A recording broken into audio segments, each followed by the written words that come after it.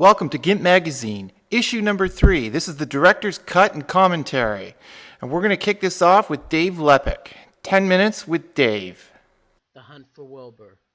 Inspiration. The Hunt for Wilbur is a story I created in my head that my inspiration was from comic books from the 80s, the X-Men, the Avengers, Spider-Man, basically Marvel based. I felt that the DC comics were more too goody-goody. I liked the darkness, the evil of the Marvel. Loved Indiana Jones, loved the idea of the hunt, the chase, as well as the idea where the scripts can be completely flipped, where the hunted can become the huntee, and vice versa. The Hunt for Wilbur is obviously an arcing story that will take the reader all over the world to remote places as well as heavily populated places, and the reason for that is the hide, the chase, the setup. It can all happen in remote places where, you know, there is nothing around and there's traps and booby traps and everything around of the desolateness, while the city provides many hiding spaces, many nooks and crannies. The population of these metropolitan cities will allow the hunted or the huntee into various scenarios that are dangerous as well as really interesting. The Hunt for Wilbur actually started in my head, which, not to be egocentric or egomaniacal, and with the help of Steve and Yeshua, it was simply an anti-hero hero story in my head that was miraculously put on paper and then illustrated.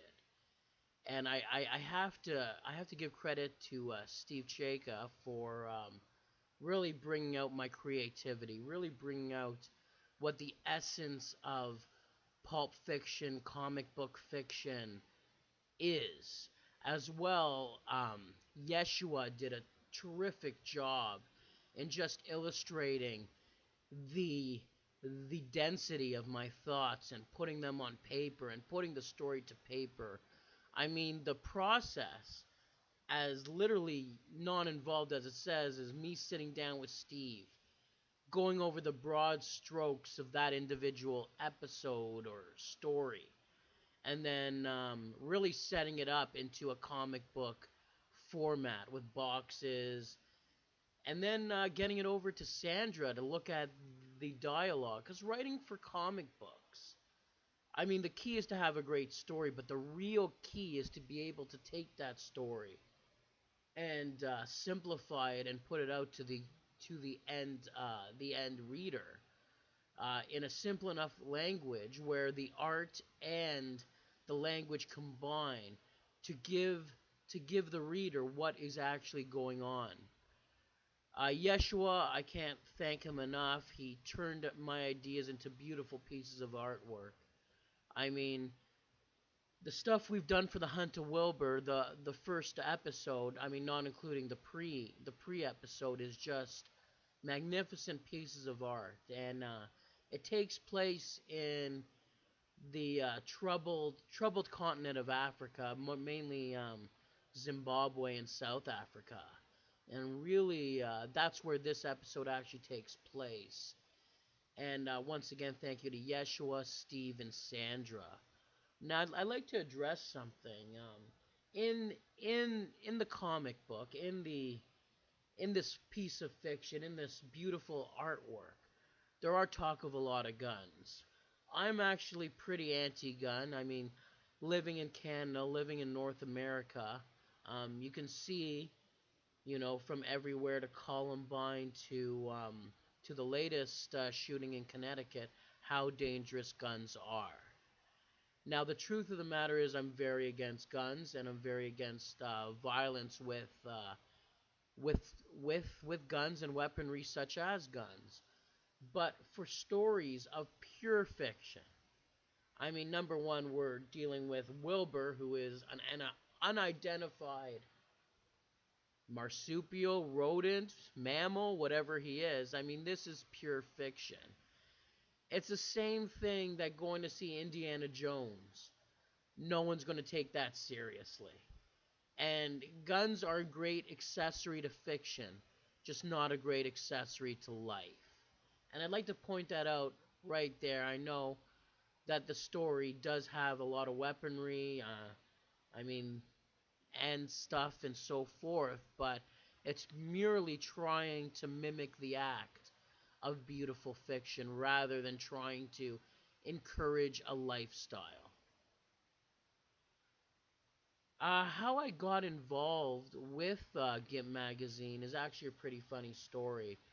I work with Steve Cheka and Oma Dial, and we work at the same local municipality, and we use GIMP as kind of a accessory to Photoshop because we do have Photoshop as well, but you can do quite a few great things on GIMP as well. And Steve, Oma, and me, we all met, and why not put out a magazine? Now, I'm a decent artist, web artist, I guess, web designer, web developer, computer programmer, but my real strength is the creativity and coming up with the story.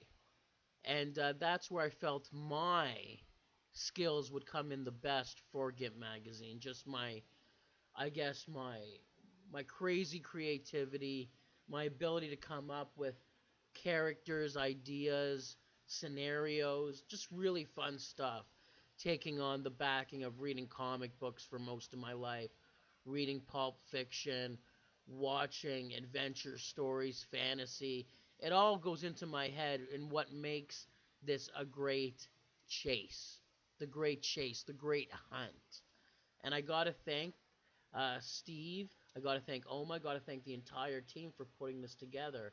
As one was a simple conceptualized idea for GIMP magazine. We're already on issue number 3. The downloads are incredible. The fans, the fans of the magazine, which is a really good magazine to learn tips and tricks, master classes, as well as really see what people are doing with GIMP. The beautiful artwork that's coming out. Like last last issue number 2, we focused on Yeshua's art, and his art is simply out of this world, incredible. We have way more submissions coming in. Each episode seems to some way really make the others stronger as well as add to a legacy of beautiful magazines. I mean, we printed it on MagCloud, saw it, and these are beautiful pieces of artwork. And it's worth having. And from what I can see, this is part of issue number 3, but issue number 4, which we've unofficially or maybe officially titled "Unboxing Creativity," is going to really blow the mind of the reader. Just just launching stuff that's out of this world, using GIMP, using photography, using the digital arts. As well, you'll get a new issue for Hunt for Wilbur, and once again, the character Dave and of course Wilbur are going to get into their usual hijinks. Kind of a spy versus spy thing going on if anyone reads Mad Magazine. But it's more than that. It's more about the hunt and who is really being hunted. And that's what the story is. It's a story of being hunted or hunting, and it's going to take all over this world. And let me tell you, I've actually conceptualized the ending, and it is something so final, something so outrageous that the user will not the user, sorry, the reader will know not only it's the end, but they can read the story from front to end, and they will be satisfied at the arc of the story, the little nooks and crannies on what happened. It's a beautiful piece of artwork, as well as a really interesting story. And I'd like to thank, once again, everybody for putting it together, kind of boxing the creativity up there, and then we're going to all unbox it up. issue number 4. For right now, check out issue number 3, Hunt for Wilbur. Um, if you need to contact me, my Twitter is according to Dave, and the 2 is the number 2. And I would love to hear your ideas, your feedback. If you've read The Hunt for Wilbur and you've enjoyed it, even say, you know what? Hey, Dave, I enjoyed it. If you have some crazy ideas, hey, I'm a little crazy myself. I'll be willing to listen to any ideas. This is Dave Lepic for GIMP Magazine, Hunt for Wilbur, issue number 3. Check it out. So let's do a quick walkthrough of issue 3 of GIMP Magazine. The instant I saw this photograph from Andre, I realized I really wanted to see this on the cover of GIMP Magazine. The ominous clouds in the background, the pink and green colors in the foreground, the symmetrical sort of appearance of all this, the ominous sort of feel of the photograph, and yet you got that sun kind of peeking through in the background. I knew I wanted this on the front cover of GIMP Magazine. I approached Andre. He said, yeah, absolutely. We went back and forth with the details, and here we are, issue 3.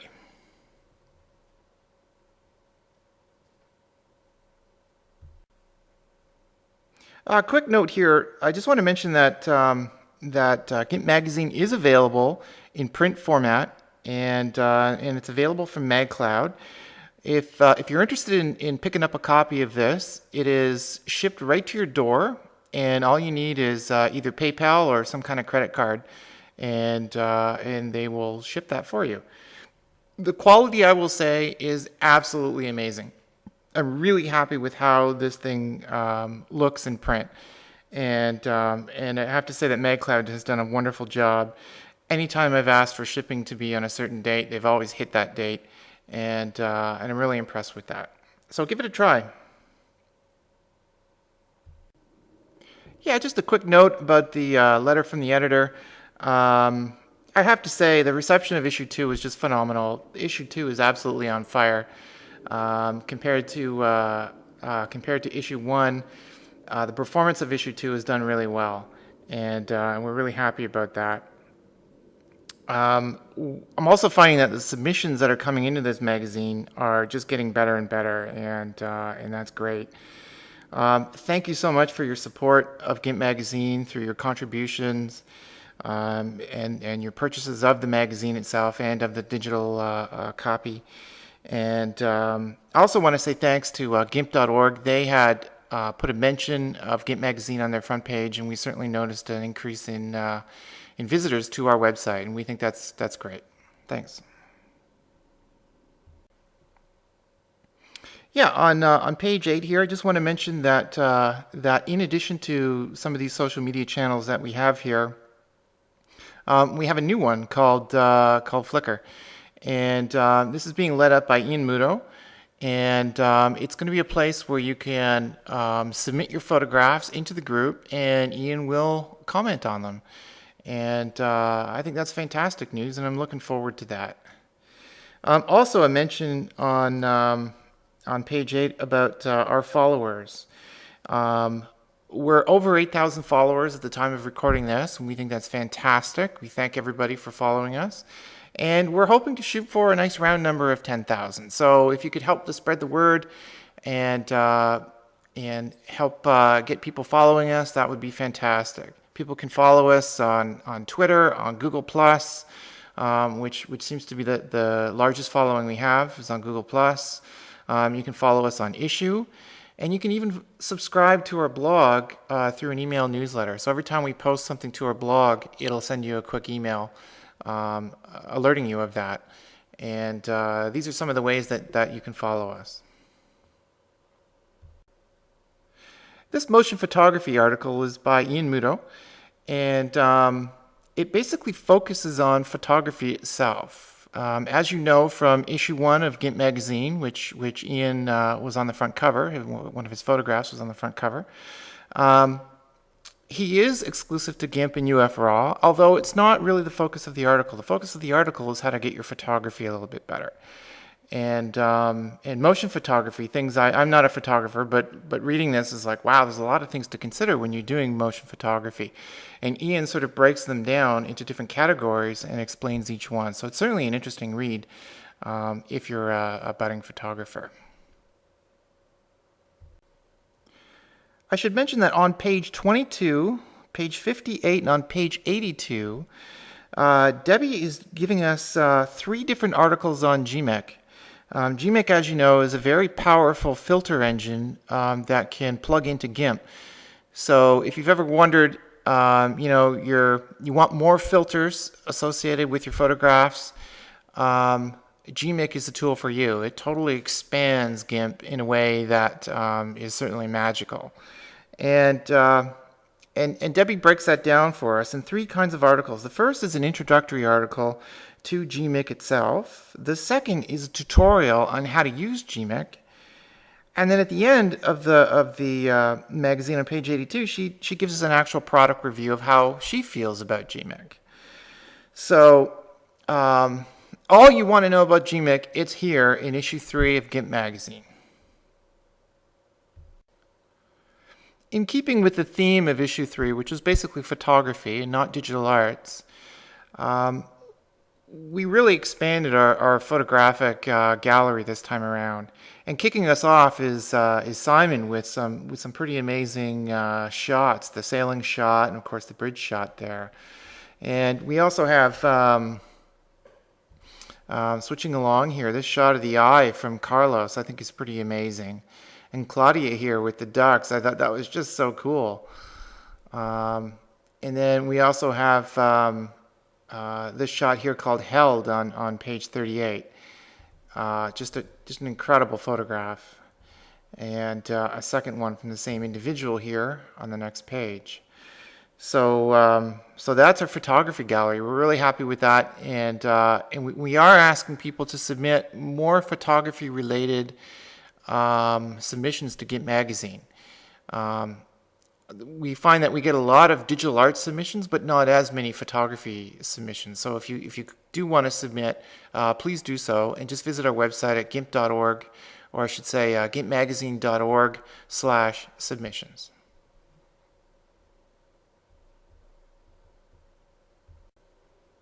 And now we have our cover story here on page 42 from Andre. Just a fantastic set of images that he provided to us, and I think that the layout really fit well with that. So I'm just going to page through this and kind of speak to it here. On page 44, this shot with the bars, I just like how that framed on the center of the page, and what an innovative shot that was. I'm not quite sure where he was. He was standing on a bridge or something like that. But that was just a really cool shot, peeking through, and of course emphasizing the HDR on his photographs. Kind of a soft sort of feel to that photograph, and yet dark and ominous in the background a little bit. And then we transition to page 46 here, and I just absolutely love this shot here. You can see the mountains and the sky in the background, the chalet, and then the lake, and in the foregrounds you have the detail that you can actually see an individual minnow. And I think that's just a really great shot. I love the clarity of the water, and I just love the feel of this photograph. I think it's fantastic. And then rounding out the article on the last couple of pages here, we have this sort of fisheye shot in the bottom left here, looking over a complete city. You have to check out his Flickr gallery there. We have it listed on the article. These shots are just so panoramic, and it's just such an epic sort of photograph that you got to check it out in full size for sure. So that's our cover story from Andre. We really have to thank him for doing this. It was great that he would submit his photographs in Creative Commons license.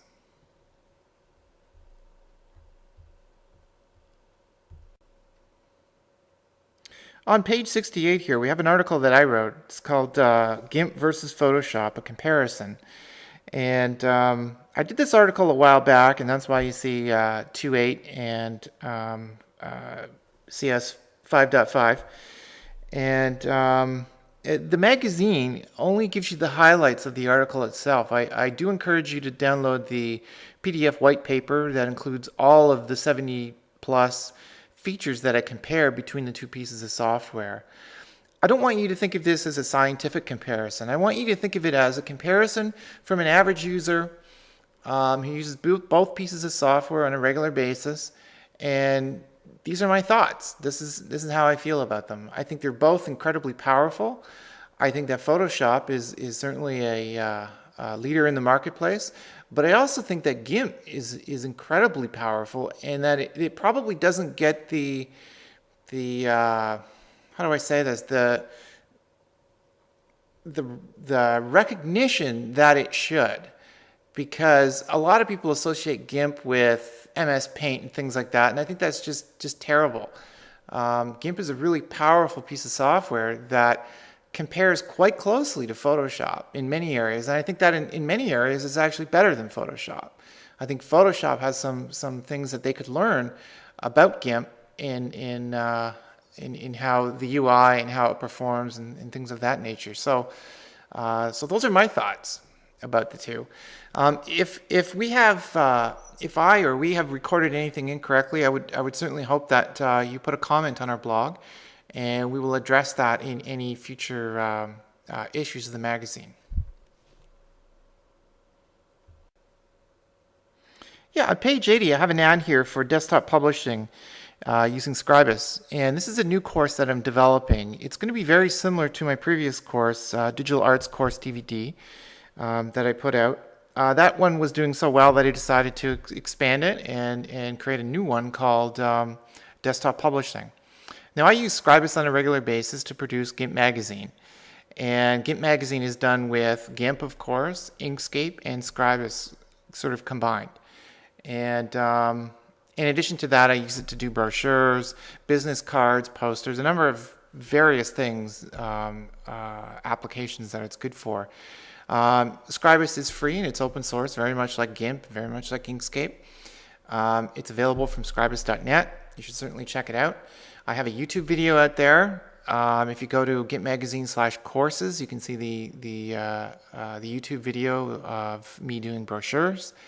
And the course outline has been completed, and I'm now in the process of designing the exercises and the materials that go with that, so resources and things of that nature. It'll still be a couple of months before this is complete, but I hope to have it out, sometime before issue 4, if possible.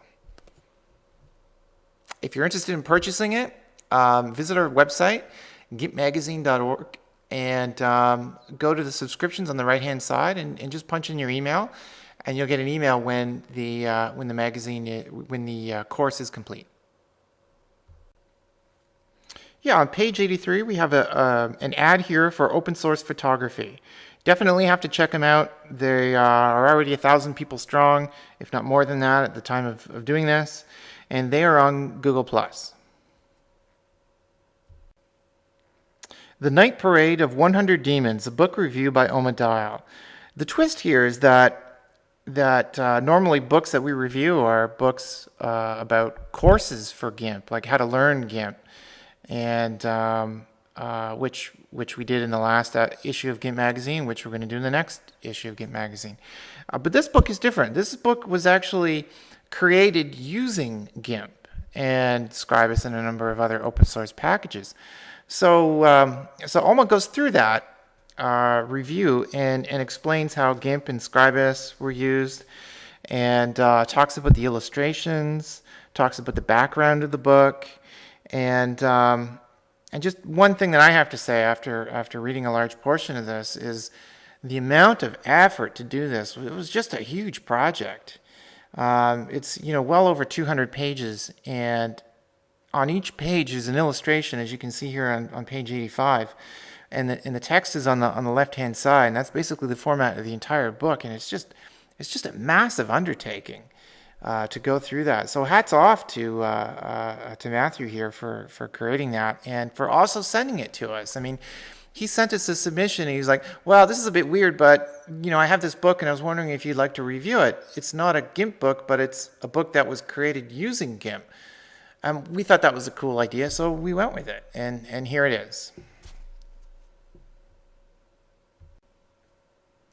Yeah, on page 86 here, we have our little information card about how to get connected with GIMP Magazine. And we certainly encourage everyone to submit their content to our magazine. It makes our magazine. So so in other words, this magazine is based on a community of submissions that come into us, and they are incredible, I have to say. These are some instructions for how you do that. Please look them through, and if you don't understand them, just send me an email. Otherwise, just please remember to use our form on gimpmagazine.org/submissions. On the right-hand side there of page 87, some of the articles we're working on, I have to say, Christopher Perez, wow, this is going to be an outstanding article for GIMP Magazine. We've now received all of the images from Christopher because we're working with him on this article. It's a bit of a longer article. And just the quality of the stuff he does is incredible. And I have to say that this is a very unique article because Christopher's work is very stylized, and not only is he an exceptional photographer, but he's also an exceptional digital artist. And you're going to see that in issue 4 of GIMP Magazine. Debbie's been working on the article, and she's doing a phenomenal job. And I just have to thank Christopher in advance for helping us with this and providing his amazing works to us. I mean, this is phenomenal. Do check out issue 4, and it'll be due out sometime in early June, I would say, something like that. Yeah, and on the last page of the magazine, I have an ad here for a digital arts course DVD. This is a course that I created. This course is about 5.5 hours of content that shows you how to use GIMP and Inkscape from square one, from the basics.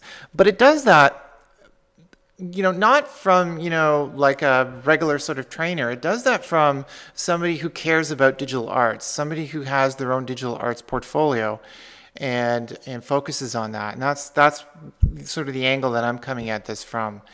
I do 6 master classes as a part of this course here, where we break down 6 pieces of art that I created and show you how they're done step by step in sort of an overview sort of look. I show you the actual art itself, as well as the master files that were used to create it, and all of the layers that break it down. So that's the course. It is available by PayPal or by credit card, and basically once I get that notification from PayPal, it takes about 6 days, six or 7 days to get it to anywhere in Canada or the United States, and it takes less than 2 weeks to get it anywhere outside of Canada or the United States.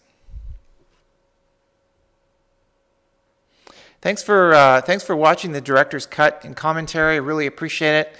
And we will hopefully see you back at issue 4 in June. Take care.